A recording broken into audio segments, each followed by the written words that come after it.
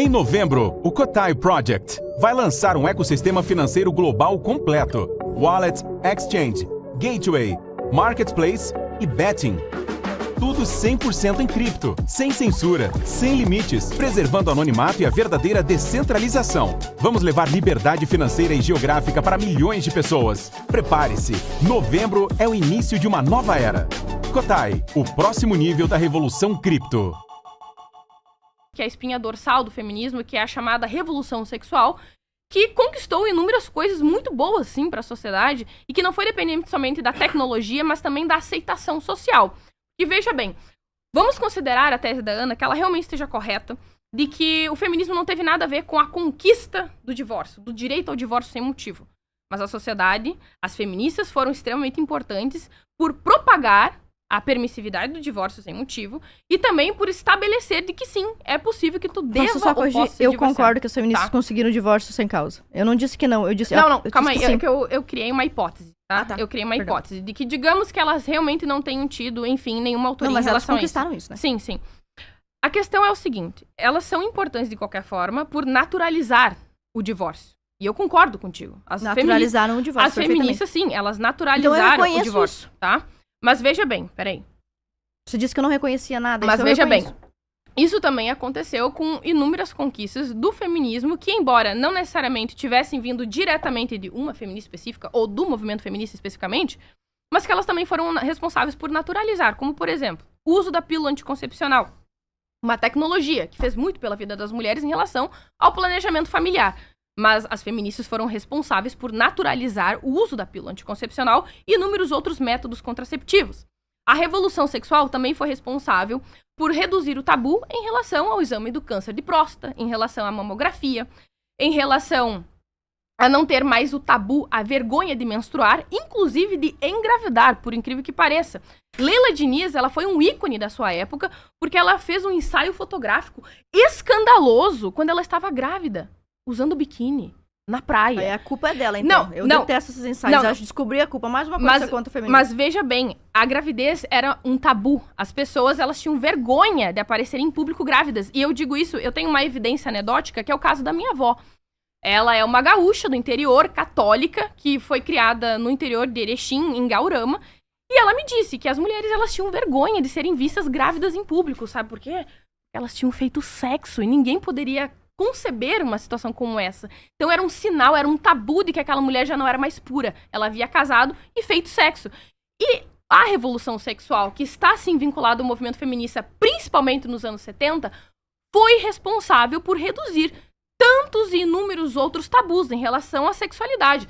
Tanto que em determinados países em que não houve a revolução sexual, até hoje as mulheres têm que lidar, por exemplo, com o tabu da menstruação, que é o caso da Índia, que é o caso do Afeganistão. Não, e veja só, o Afeganistão não teve revolução sexual, tanto quanto inúmeros países do Oriente Médio.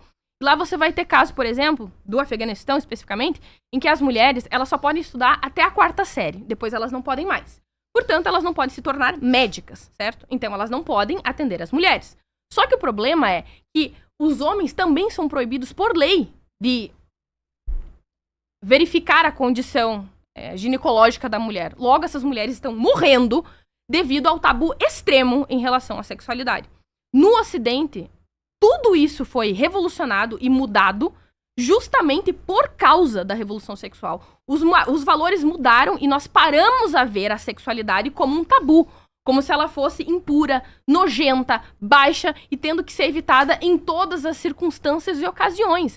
E, inclusive, no Oriente Médio, não me lembro exatamente qual país, existem alguns lugares em que, para fazer um exame ginecológico, os médicos usam um espelho para não olhar diretamente para a vagina da mulher.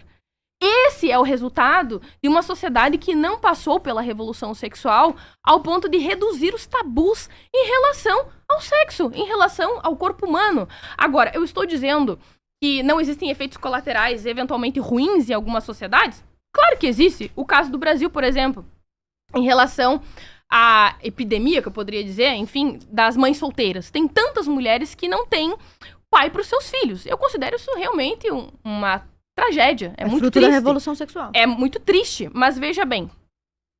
Se essas mulheres, elas têm realmente acesso a uma educação formal, elas tendem a fazer sexo mais tarde, tá? Esse é um ponto extremamente importante. Porque se eu não atribuo situações ruins unicamente ao feminismo, por que eu atribuiria as coisas boas a todos os outros fatores adjacentes, menos ao feminismo em relação à redução de determinados tabus, como, por exemplo, o acesso à pílula anticoncepcional, aos direitos reprodutivos no geral, ou também em relação ao exame pré-natal, enfim, a gravidez, a redução dos tabus em relação à sexualidade no geral. E veja bem, em relação à sexualidade, nós temos dados, tá? Existem evidências científicas coletadas no mundo inteiro. Quanto mais a mulher estuda, inclusive os homens também, mais tarde eles irão fazer sexo. E eu estou me referindo ao Ocidente, onde houve a revolução sexual. Países ocidentais que não têm a tal epidemia de mães solteiras, simplesmente porque essas pessoas têm uma estrutura familiar, existe educação formal de qualidade, essas pessoas estudaram mais, são mais qualificadas, têm mais acesso à educação e os métodos contraceptivos. Portanto, a revolução sexual, ela foi mais responsável por efeitos mais positivos do que negativos. Então, veja, o problema do Brasil, especificamente, é mais relativo à falta de estrutura socioeconômica, à falta de qualificação educacional e profissional do que à revolução sexual. Tanto é que, segundo o estudo do FGV, tá, cerca de apenas 13% das mães solteiras no país não têm educação superior. Ué, mas geralmente são essas as feministas. São essas as universitárias, modernetes, vagabundas, as aborteiras. Justamente são essas, as tais feministas, as que menos abortam. Por quê? Por causa da educação, por causa da estabilidade socioeconômica financeira de uma família estruturada. Os países onde há mais mães solteiras estão na África subsaariana, onde a subsaariana, essa região, demograficamente, ela é cristã, em segundo lugar, islâmica. E aí as pessoas... Opa, aí achou o problema, não, então. Convenientemente, né, Ana? Convenientemente, sendo que a gente sabe... Você sabe o que 10% de muçulmanos fazem num país? 10% só, não precisa de 20%. Peraí. A questão é o seguinte, o islamismo... O que 10%? Quantos islâmicos tem nesse lugar aí? Calma 10, 18%? Calma aí. Não, veja bem. Não é preciso 50%. O Islã, ele é muito mais estrito, muito mais rigoroso nas suas leis e nas suas convenções do que o cristianismo. Na minha percepção, o cristianismo é muito superior ao Islã. Principalmente o cristianismo que nós temos estabelecido hoje. Isso é um fato, tá? As feministas não concordam contigo. Calma aí, mas veja bem. Elas estão erradas, eu não estou falando o nome delas. Estou falando em meu favor aqui. Mas veja bem. A África subsaariana, ela tem uma das maiores taxas de mães solteiras, apesar do cristianismo e apesar do islamismo. E aí, o que nós vamos atribuir essa circunstância? Falta de educação, miséria, valores ruins, retrógrados e arcaicos. Certo? Logo, independentemente da revolução sexual ou não, os efeitos estão sendo piores do que no Brasil e no Ocidente, onde houve a revolução sexual. Por quê? Porque, evidentemente, nós temos valores melhores, nós temos uma economia muito mais estável, produtiva, com distribuição de riquezas e com muito mais acesso à educação e qualificação formal e também resultado da revolução sexual, que é reduzir o tabu sexual, inclusive em relação aos inúmeros outros benefícios que eu trouxe aqui, que são oriundos dessa mesma revolução. Meu Deus, eu acho que eu devo ter falado por 20 minutos. Eu achei maravilhosa essa tua última participação aqui, porque você tá me falando que nós precisamos da revolução sexual para que as meninas façam sexo mais responsável e mais tarde. Que é exatamente o que a revolução sexual veio propor opostamente. Por que as meninas passaram a fazer sexo mais cedo e mais responsavelmente? Eu pergunto, foi o cristianismo que estabeleceu isso? Foram os conservadores que propagaram isso? Se é ruim ter mães solteiras, concordo. Então o que significa? Como é que eu faço para evitar mães solteiras? Que as meninas tenham mais responsabilidade afetiva na hora de escolher seu parceiro. Tem uma coisa muito, assim, um critério muito básico. Você não faz sexo com quem não pode ser pai de seus filhos. Esse critério costuma funcionar, ele tende a funcionar. Porém, quando a ministra Damares, que eu não estou dizendo que é um grande ícone de conservadorismo, mas quando a ministra Damares propôs uma proposta durante o governo Bolsonaro para ensinar as crianças a terem um momento certo para o sexo, que a adolescência não é o momento certo, ela foi denunciada por ter proposto uma pauta machista e cristã. Olha só, eu concordo perfeitamente com você que as nossas adolescentes precisam fazer sexo mais tarde e mais responsavelmente. O ponto é que isto que eu penso e que você pensa não é o que o movimento feminista pensa. Um livro bem importante da revolução sexual É esse daqui? Esse aqui, ó. Política Sexual, Kate Millett. Pois bem, olha o que a Kate Millett diz aqui na página 10 do livro dela. A revolução sexual, o que eu admito que o feminismo conquistou para as mulheres? Tudo isso que a Glenda falou, o feminismo conquistou. Eu só não acho que são coisas boas, né? Que é o caso da revolução sexual, que é o caso de quebrar todos os tabus sexuais, que é o caso do anticoncepcional, da mentalidade anti-vida, e que é o caso do divórcio sem causa. Essas coisas nós devemos ao feminismo. Eu só não acho que elas são boas. Eu não só isso, mas tudo bem. Mas é que as outras eu não concordo. Pois bem. Claro, convenientemente. Claro, mas é que me convém defender o que eu acredito, né? Não me convém defender Gente, só fazer um parênteses, tá? Isso é cherry picking, tá? Que é basicamente você analisar uma tese e considerar válidas somente aquelas que são convenientes a você. E não necessariamente que são correspondentes à verdade. Como eu trouxe anteriormente, a revolução sexual foi responsável por inúmeras coisas muito boas. Como, por exemplo, reduzir tabus em relação a exames ginecológicos, em relação ao exame de próstata, em relação ao exame de colo de útero, em relação à masturbação, em relação ao acesso aos métodos contraceptivos, em relação a reduzir o tabu da menstruação, da gravidez em público. Tudo isso também é oriundo da revolução sexual. E talvez, com exceção da Ana, a maioria de vocês provavelmente vai pensar que são coisas muito boas que nós conquistamos em relação a isso. A questão é, existem efeitos colaterais, existem aspectos negativos, como, por exemplo, no Brasil, em relação às mães solteiras. Por quê? Porque nós não temos educação. Caso contrário, a situação da África subsaariana não seria a que está estabelecida hoje em dia. Eles têm uma epidemia de mães solteiras, mas é um estado uma região extremamente cristã, islâmica e conservadora.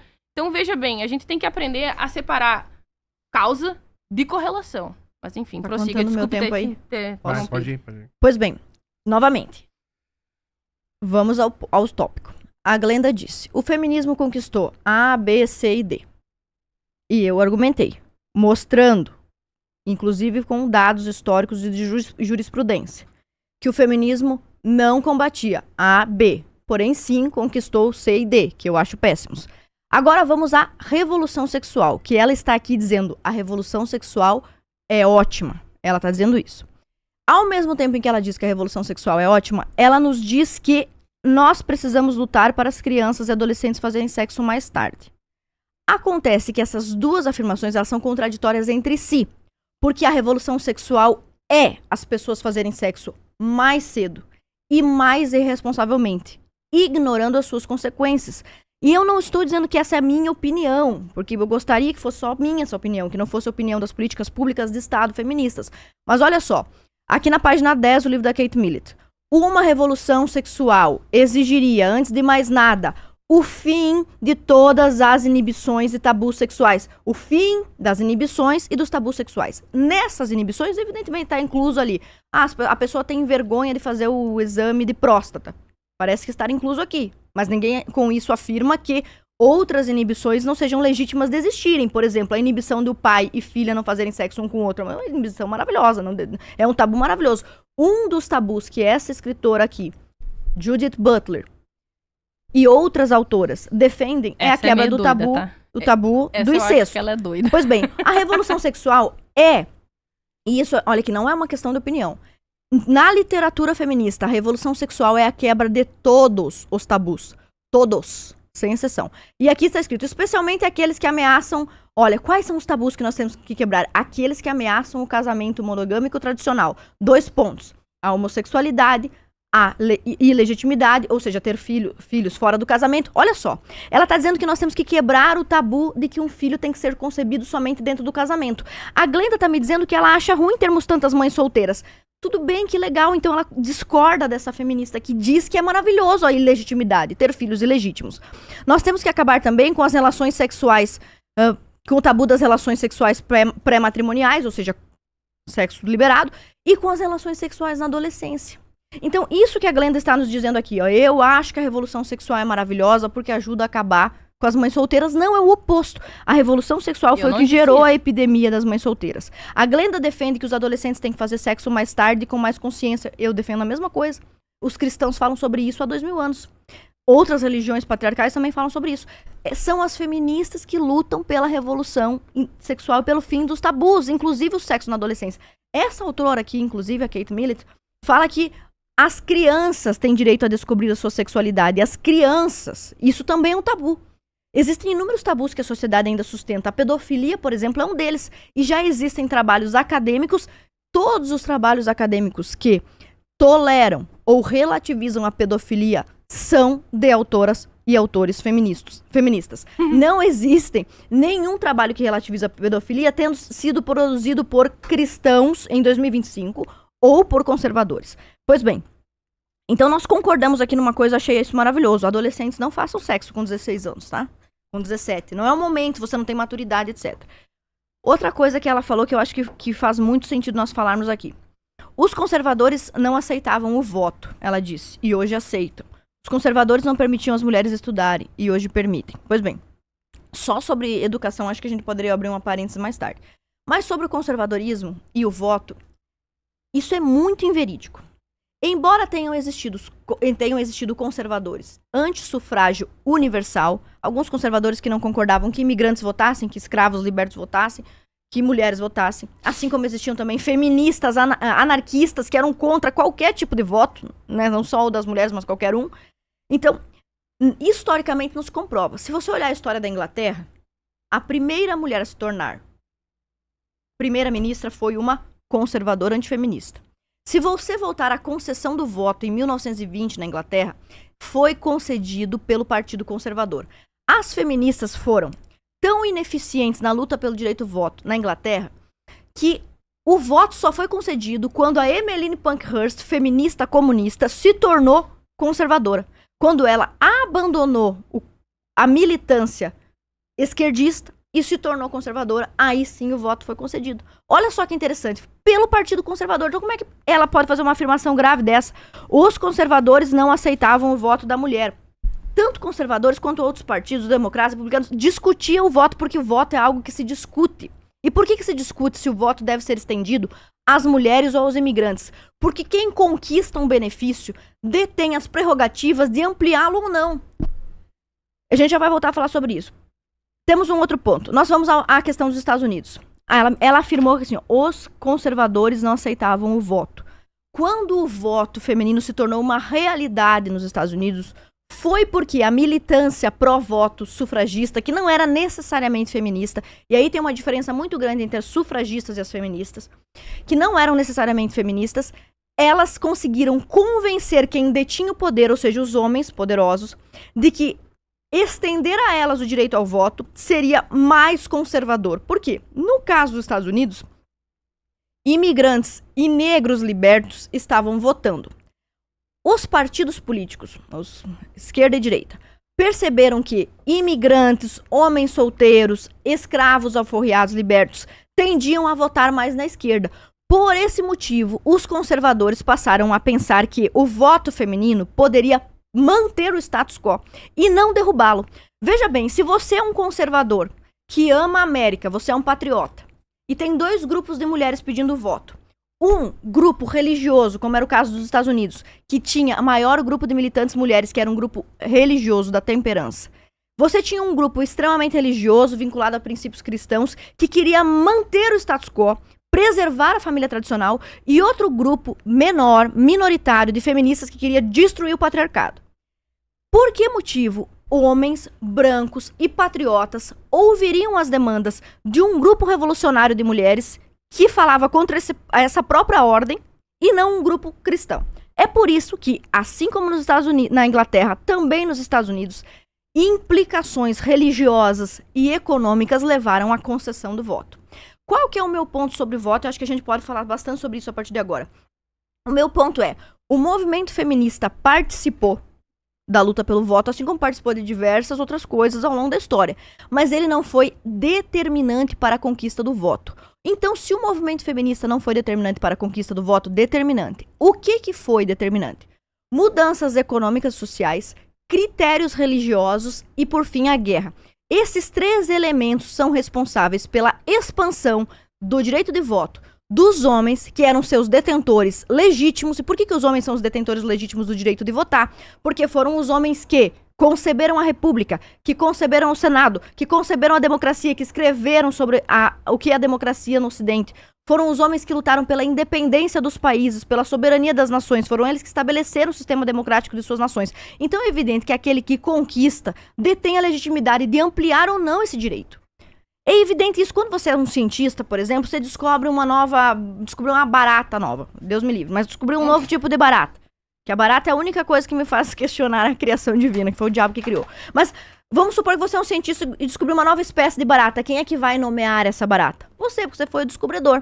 Quem é que vai deter o poder político para dizer essa pessoa deve votar e essa não? Aquele que conquista esse sistema. Tem algumas mentiras em torno do direito de votar que fazem com que o movimento feminista, para mim, seja um movimento desonesto. É por isso que eu não gosto do feminismo, porque ele sequestra pautas.